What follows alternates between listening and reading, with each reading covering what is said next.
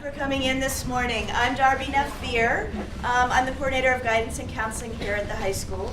I'm the person who is sending those lovely Sunday afternoon, evening emails. So I see some heads nodding. This is my fourth year now at Brookline High School, and one of the key pieces that I heard coming in, particularly from parents, was we need better communication. We need to know what is happening at the high school, and in my realm more particularly, what happens in the guidance and counseling department.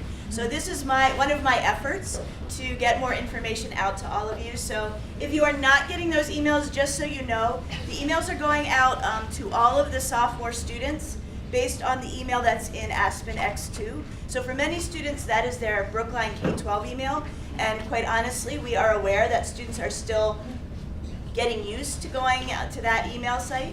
There's a couple of times where students do have their personal email listed, so they might get that popping up on their phone. But all of the students are getting that email, as well as the first contact listed on Aspen.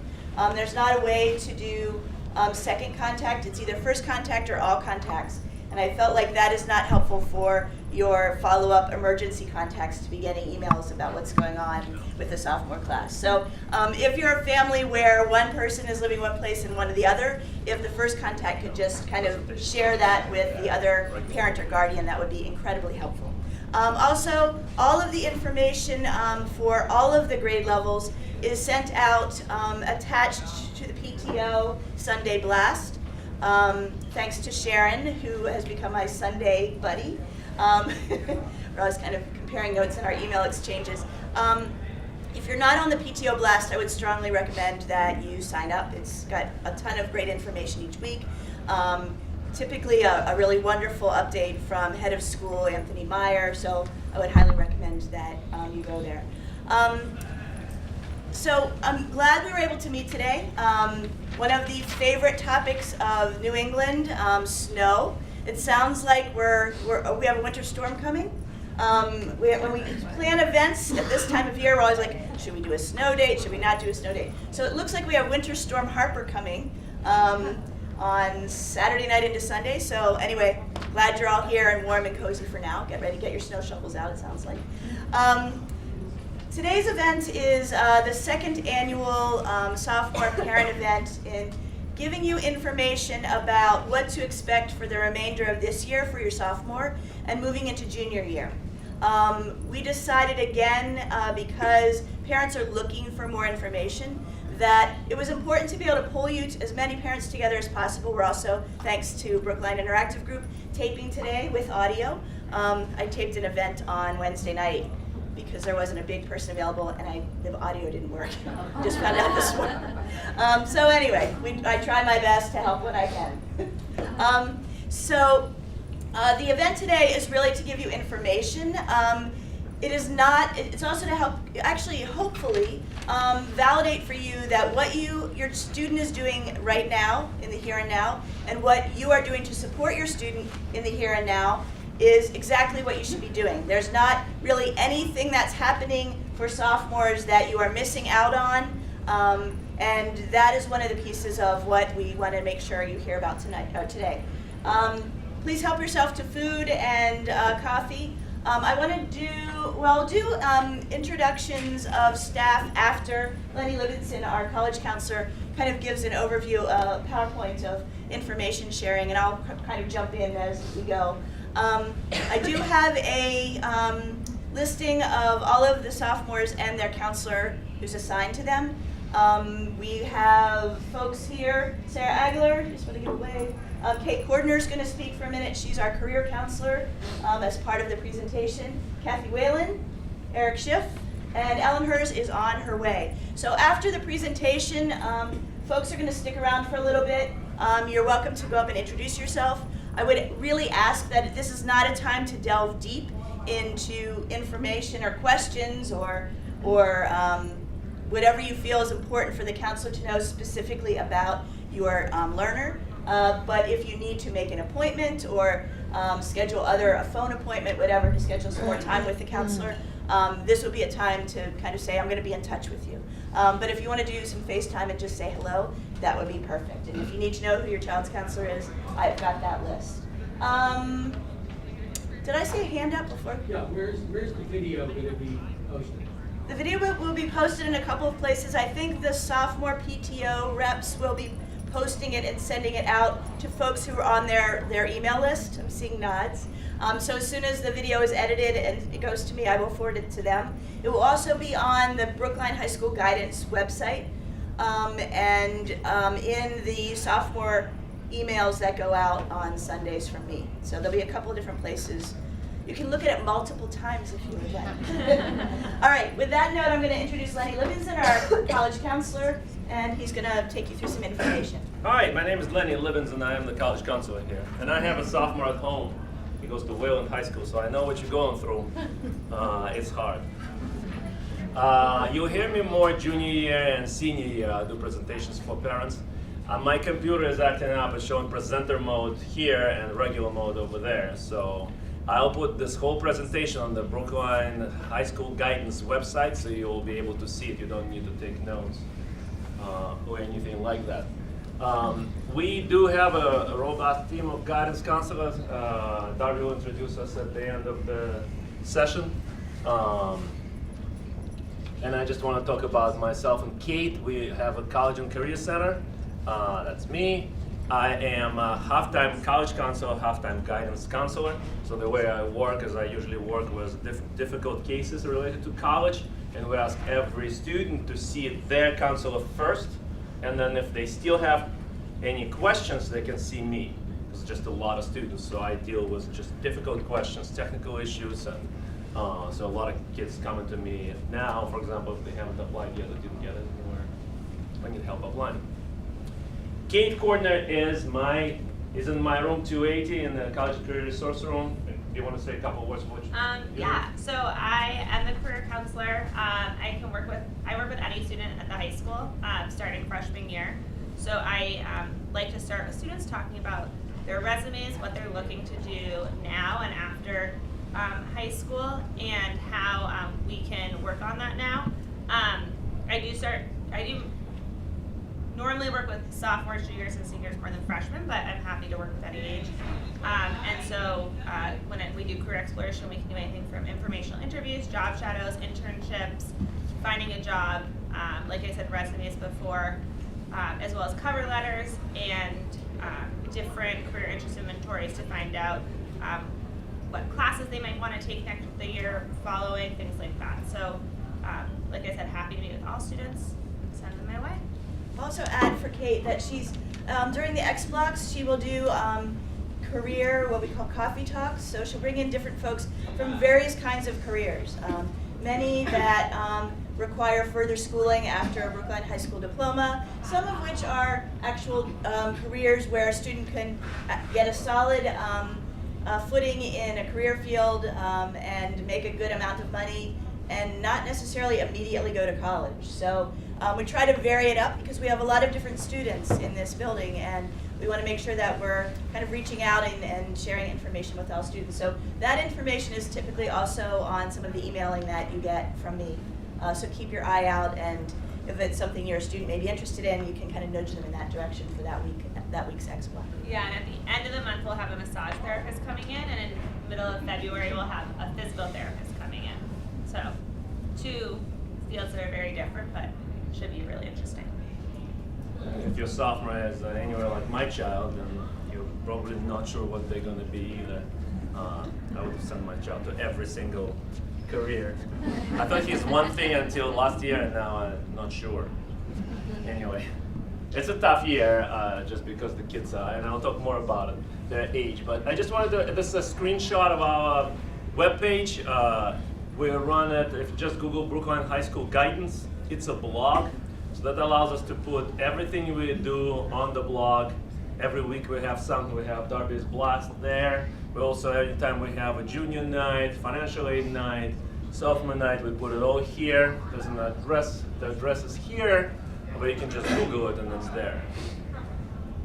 I like this slide because it shows the diversity of our school. Everybody thinks we're like 100% college. We're really not.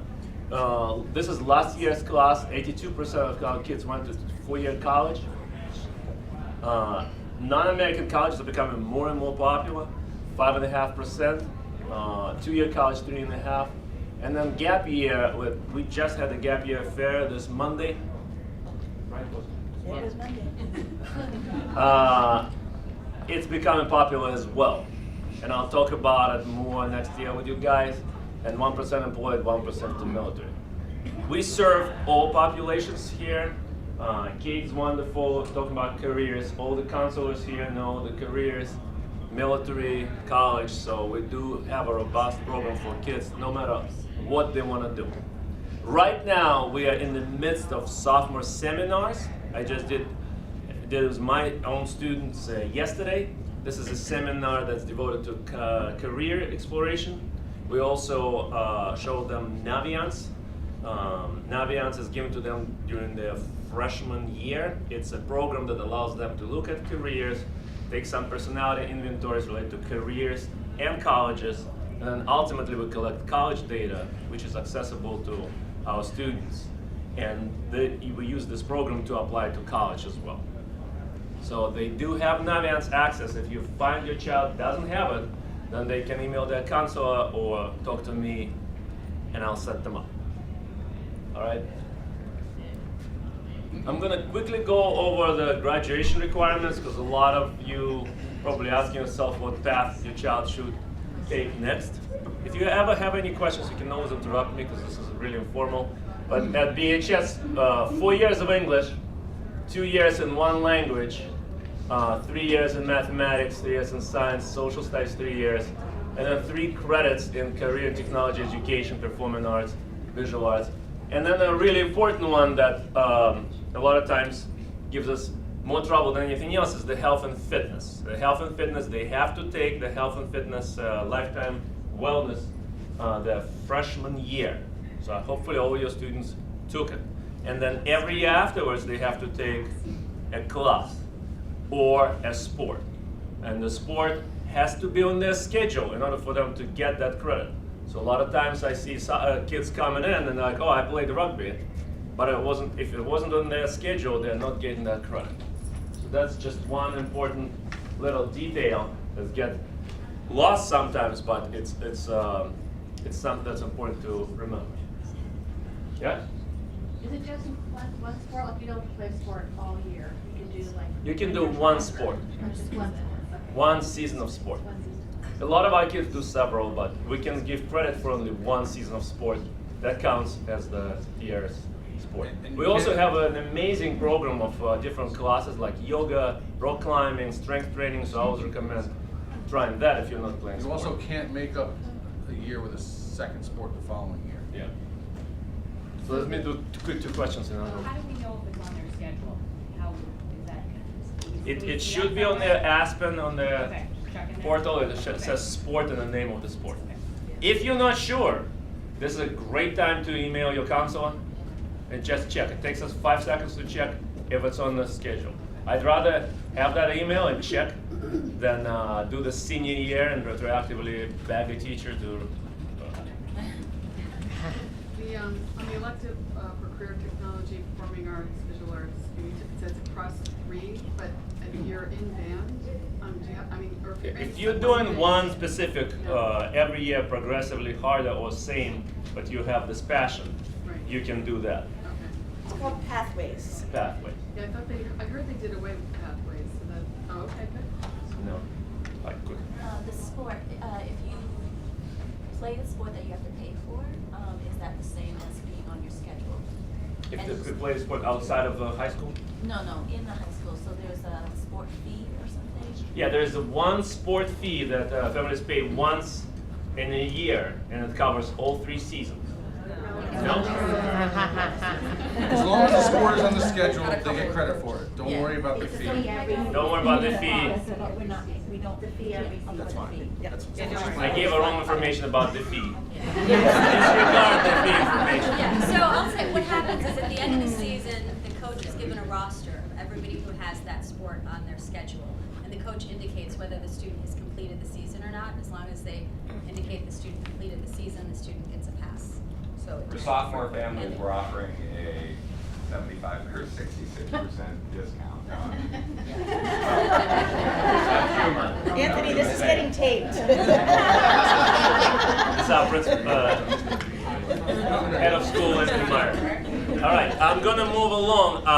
We do have really clear graduation requirements, but I highly recommend talking to your guidance counselor about any particular questions pertaining to your student.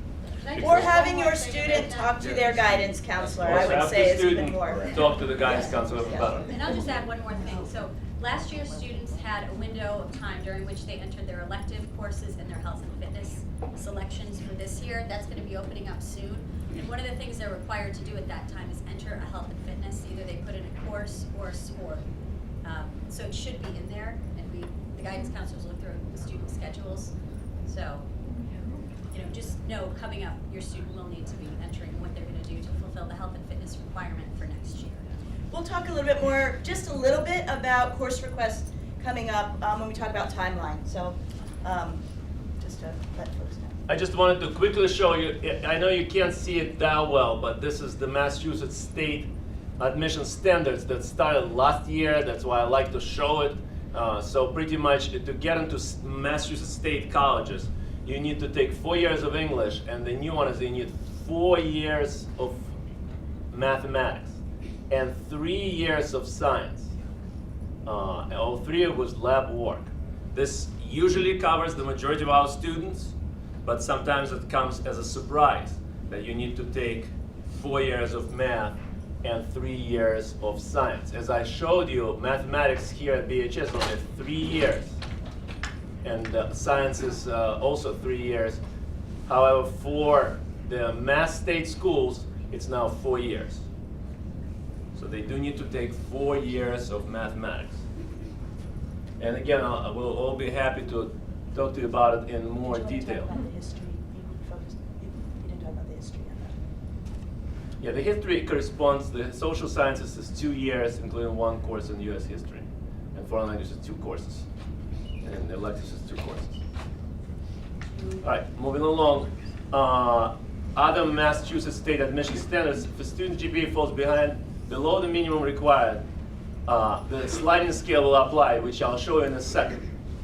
Mathematics is required to be taken senior year for admission to 4-year state colleges and universities. And then any student applying to a state college university on an IEP is not required to take SIT or ACT. That's a key point here. IEP support documentation will need to be sent to colleges, and we usually ask families to send it to colleges. We have quite a number of students this year who are using that as an option. I would also mention here, although it's not in the slide, that the recent trend in college admissions is to go test optional. So we have 1,000 schools that are now test optional. It's on fairtest.org. I'll talk about it a little later. But a lot of our kids who stress about testing, there are now a lot of ways to apply without taking a test or without sending a test which you don't like the results. But if you do have an IEP, all Massachusetts state schools will take an IEP. For students whose first language is not English, they all need to take the TOEFL. And again, they need to talk to me or their counselor about it. And this is the sliding scale for freshman applicants to UMass. You can see the weighted GPA and the combined SITs you need to equal or exceed. And this is also online on my presentation, but you can also look online for Mass State schools. So if you are 2.5 to 2.99, you need to have a combined score of 950 or 20 on ACT. So again, we do really well with college admissions. Every kid from here who wants to go to college goes to college. So usually we have kids matching this. And this is state universities, like Framingham State University, Bridgewater State University, Westfield State Universities. The sliding scale is a little bit easier. I would just add that typically what you'll see for any of the Mass State schools is that they're looking for a 3.0 GPA or higher. So once a student is getting a 3.0 GPA or higher based on the Brookline High School GPA, then their application will be looked at that point. This does not mean that they're going to be automatically accepted. It means that they will look at their application. So if a student's GPA is lower than 3.0, then that's where these scales come into play around looking at admissions testing scores and looking for that correlation. A lot of our kids took pre-ACT a month ago, 2 months ago, and this is the test that measures their strengths and weaknesses in math, English, reading, and science, but in addition, it allows them to look at some of their after-school goals and career goals. So a quick 2 slides. This is an example of the pre-ACT score report. So they'll have a composite, the math, science, English, and reading scores. There'll also be a STEM score, which is simply the average of science and math. And it gives you a rough idea of where your student is. They do list the questions, so you can look at what kind of questions they missed. This is the test targeted at sophomores. There's another test that's called PSAT, that's more traditional test. That's a test targeted at juniors. And I'll talk in a second, your students should be taking it next year. And that's the preparation for SATs. And when Lenny says targeted, these tests are evidence-based and normed. So the pre-ACT is normed for sophomores across the country.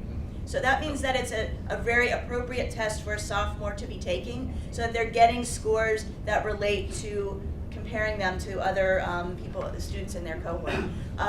We started doing the pre-ACT testing just this year, so this is our first round.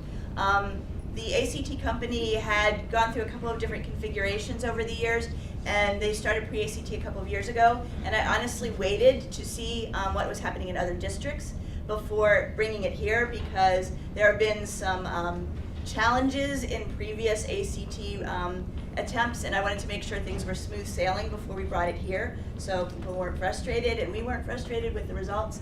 And it is the ACT estimated, it's a practice test. The ACT score is estimated and is helpful around thinking, okay, this was the estimated ACT score that I got. So as students move into junior year and they're thinking about which test should I take, that can be helpful information if they've taken the pre-ACT sophomore year and taken the PSAT October of junior year, where they have these estimates of how they scored, and they'll have familiarity with both tests to sort out, maybe I did a little bit better on this one, or I felt more comfortable with this test, so this is the direction that I want to go in doing my official test prep and test taking later on junior year. I think there was a question. Yeah, when do the results? As I've indicated in my emails out, the results will be out on March 7th. We're waiting for the pre-ACT folks to go through all of the information and send us the scores back. The scores are not available online as College Board does with the PSAT. We actually get paper score reports, and that's the way students will get their results back who took the pre-ACT. March 7th is a Thursday, so Lenny Libinson will be doing an overview in the MLK in here about what is on the score report. And then at the end of the X block, counselors are going to be here and we'll be handing out students' score reports to them directly. We really wanted to be thoughtful about not having the students have the score report as they're sitting in the session, A, because they won't pay attention to Lenny's overview, likely, and B, because students just kind of genuinely, but also compulsively sometimes, want to sit there and start comparing their scores. And we are really trying to promote the students. We don't want to be part of that competition that really does exist for a lot of students in this building. So in an attempt to try to hand deliver and get them off to their next class, we were trying to be thoughtful about that piece of the process as well. Question? If they miss the pre-ACT this year, can they take it as a junior? Yes, they can take it as a junior. Yep. If you have a child at home, a sophomore who couldn't think of waking up at 7:30 to take, then you have a child like mine. And I'm working hard on telling them that they have to get out of the house after they leave for college. I don't know if it's gonna work. But yeah. They also, the pre-ACT has this wheel of career journey, and based on the students' answers, they show what kind of career path they might take. So that's a great tool as well. We do similar thing here at BHS for our sophomore curriculum, And so if your child missed the pre-ACT, we still have a robust career opportunities here. When students get their pre-ACT score reports back, for those who took it, and they're looking at their career interests, they're going to be 90% of them are going to be focused on their practice ACT score. So we want you to know that this can be actually really valuable information, and it kind of jives with what we're asking of sophomores around just thinking about career exploration. None of this is saying this is how you assessed around your career exploration, so this is what you must think about majoring in college and what you must do as a career. It's really starting to think about either validating what students think they may be interested in already, or opening up some ideas around things they may have not thought of that would be interesting avenues for them to think about, and also consider maybe taking courses here, junior or senior year, to get a taste, or maybe community service opportunities, or also connecting with Kate Gordner, our career counselor, around, I never thought about doing this, like how can I get more experience, or just talk about that career, connect with somebody for an informational interview. So just going to put that out there too, as using our resources. We do have a club fair every year, so the next one is in the early fall. So again, if your child's anywhere like mine, then he tried some clubs, but he could definitely go to the club fair and try it again. We do have the list of clubs available at BHS webpage. And again, a lot of juniors sign up for clubs actually their junior year, and they're very successful, and they like their new clubs. So again, don't despair if your child is not into any clubs yet. PSATs. Again, this is around October 19th of next year. This is not the exact date. College Board will let us know which date it is. And it'll be on a Saturday, early October. Registration will be online by mid-October, and the information will be given to the students in their advisory. All right, so. Yeah. Is there an alternative test date? We don't offer an alternative test date in this building. If students, for some reason, cannot take a Saturday, for example, for religious reasons, we ask them to contact another school in the area that offers it on a Wednesday. So, for example, a lot of Jewish schools offer it on Wednesday because of Saturday observance. A quick note about Naviance, which I mentioned before. It's a web-based system for college and career readiness. We use it in seminars. Each student gets an individual account. Last year, they should have it now. Parents can look into student information through these accounts. We don't have a parent account. You have to get your student's account. Guidance department communicates with students by sending out emails through Naviance. And starting junior year, it's utilized a lot. Right about this time with juniors, that's where we start using it. I do a lot of presentations about it, councils talk about it. So it's a good program to have, and all your children should have it. What to look forward to, so I have another like 5 slides. Semester 2 sophomore year, so we do have mid-years looming soon, end of this quarter, end of January. 10th grade guidance seminar already started. We're going to be doing them in the next couple of months. Well, I would say the next month. The next until month. February break, counselors will be going into different advisories. The big course selection is starting in March. The override, I highly recommend that you go with your teachers' proposed course selection, just like last year. We do have very small number of students who ask to override the teacher's recommendation, and that deadline this year is April 2nd. And then we have a big MCAS, ELA, and math. In March, we usually have all our students pass it. And then job and career fair in April. So we have quite a bit here for sophomores. Junior year, students take PSATs in October, as I mentioned. We start 11th grade guidance seminars. We have a couple of junior parent nights for you in the beginning of the year and in the middle of the year. And then the SITs and ACTs in the spring. Students need to keep up good grades because junior year is the most important year for college. Continue to stay involved. That's why I showed the BHS club fair date. And then juniors do a lot of college visits in February and April vacations. I have a couple of book suggestions. This is my favorite book. It's called A Common Sense for Parents with Teenagers. I love it because it talks about every single high school year and what changes you see. A couple of quotes that I really like. The sophomore year parents are fired as managers and working hard to become my consultants in my own term. A fair number of students experience sophomore slump, which usually occurs in the latter part of the 10th grade. Couldn't be more true. Sophomore year, I always find in my own practice, it might be different for other folks, but hardest year because the kids are still kind of like immature and they sometimes do slump at the end of the sophomore year. And then another, when teenagers come home from school, they often need to detox, just like adults do when they come home from work, and they might not want to brief their parents in details of their lives. I did get nothing when I asked how the day was yesterday. Anyway, this is the book right here. Here we have a hard copy for you to page Hardcover. through if you're interested in taking a peek. It does have a after. tape here. It says "Return to Lenny." I've had it taken from me.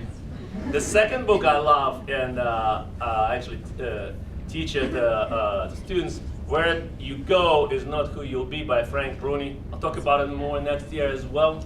Tremendous, tremendous work. And he says, for too many parents and their children, getting into a highly selective school is seen as a conclusive measure of a young person's worth. A binding verdict on the life that he or she has led up to that point.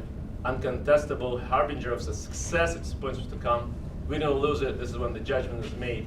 However, by pushing kids relentlessly and narrowly toward one of the most prized schools in the country, you are probably setting them up for heartbreak. And you are impairing the questionable set of values. Your control over outcome is very limited, and outcome says nothing definitive about your talent and potential. And I keep saying it to students all the time. The path to success is different from every single person. The definition of success is different for every single person, and that college process actually says nothing definitive about talent and potential, and he spends the whole book talking about how that's true. And that's the book. This We is, also have a hard copy if people want to page through. that's a hardcover. But it It's doesn't a say white return cover. to Darby, but you know. So, Debbie, do you want to do that's the end of my presentation. Do you want to do? Yeah, I just wanted to add a couple of things. There's some questions before I proceed. A quick Yes? question about this. So I have a question, so Hold on for 1 minute. Sorry. Yeah. Just about your Naviance slide, when you say that you guys email the kids through Naviance, does that mean they need to be logged into Naviance to see that email, or they'll see it in their regular email? It goes to their Naviance accounts, and they can set it up as formats. So they need to be logged into Naviance to see what you're I don't No, know. their Last email year- address. I think if they put in their, Yeah, freshmen created Naviance accounts, so your students Yeah. last year, if they were here, created Naviance accounts. And when they created it, they entered their email address. Right. So when emails are sent through Naviance, they're sent to whatever email address the student entered. if the email have to address check is them. correct. They do have to open the email. Yeah, but they So don't we're need, training they're not them to gonna do miss that. something if they're not like looking in them. No. Right, but also all my emails are on Naviance as well.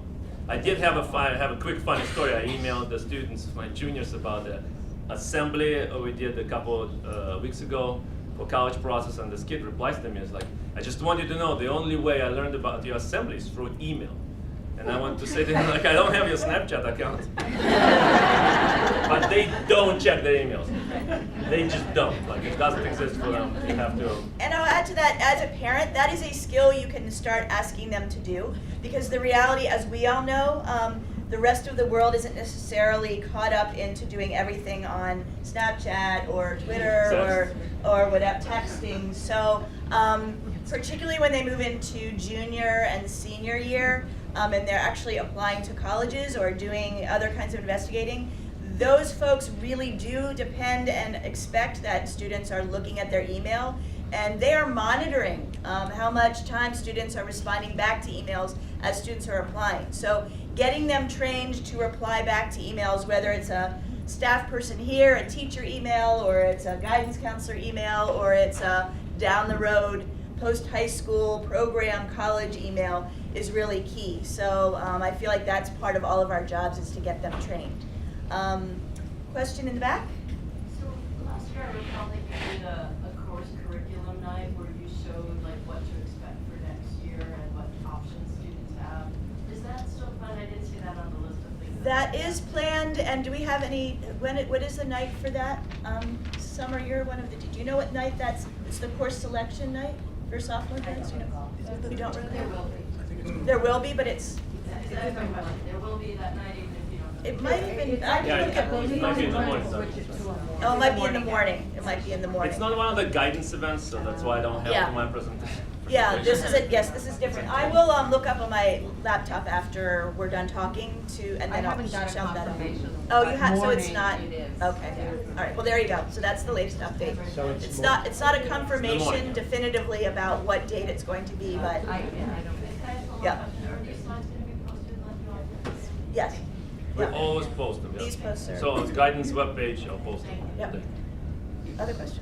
Yeah, I'm sorry, I'm asking you to That's repeat something that I know you already said, but I was too slow. Can you just briefly summarize the sort of time frame or key dates in the course selection process?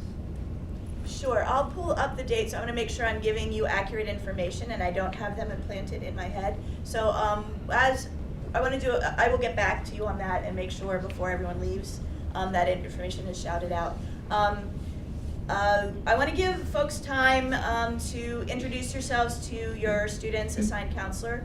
I also want to just speak very briefly about, as we're moving into like the general conversation around stress in this building and students and our teamwork together as support staff with you and your student at home, around really thinking about the overall picture of your student's physical, emotional, and academic health as we're moving into, or finishing out sophomore year, or moving into planning for junior year. One of the words that you're going to hear ad nauseum, at least from us, is the keyword balance. And we as adults all know that balancing all the pieces of our lives is not an easy task. And once you think you have figured out some kind of reasonable balance, then something gets tossed into the mix and you have to rebalance, right? That sounds familiar to most. I think that's what we all kind of deal with as adults. And your student is now moving to the zone where I think we have an obligation to them to start talking about that as a mantra. And so when they think about their course selection, yes, they're thinking about junior year, but just taking an AP class because they think that, well, first of all, it's great to get the acknowledgement from a teacher that you should be taking AP, but taking all APs may not be the best thing for a student in regard to their academic as well as their physical and mental health. Having an AP course on a transcript is not necessarily a shoe-in for certain colleges if a student is not getting good grades in that class. So that's where the balance piece comes in. Teachers, when they're doing recommendations around course curriculum level for next year, are thinking in their zone of their particular subject area. They're not thinking about the full picture for that student. These folks are the folks that hopefully are getting to know your student or know your student and can really help consult with student and parent around what that big picture looks like. And every single student of yours in this room may have a slightly different approach to how they manage that. And that is okay, and that is healthy, and that is normal. So as we move into this place, I really would recommend that you have good conversations at home and supportive conversations at home and balanced conversations at home, because I think that is key as we move students into junior year and help them develop that life skill around balance. And have them talk to their counselor, come in with your student to talk with the counselor, but really have them think about that. I will look up timelines around the course request and scheduling process. Now we have a couple of minutes. I just want to reintroduce folks. And this is a time where you can get up and move around and just introduce yourself to your student's assigned counselor. We also have Dean Summer Williams back here, multitasking.